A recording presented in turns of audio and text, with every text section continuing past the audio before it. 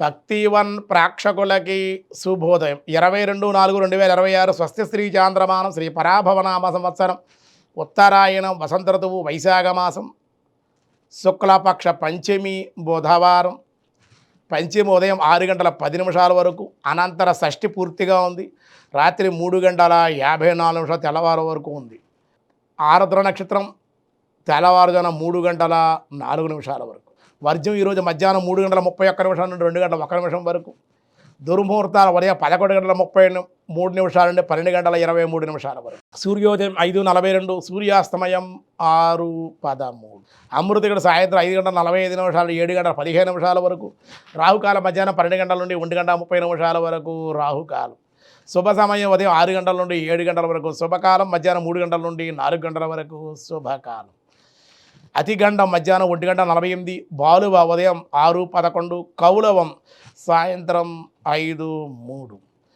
దినారంభ చక్రంలో ఈరోజు మేషరాశి వారికి అనుకోని ఆహ్వానాలు అందుకుంటారు.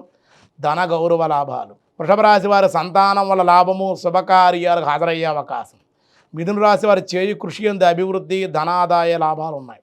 కర్కాటక విలువైన వస్త్ర లాభాలు, అనుకోని ప్రయాణాలు.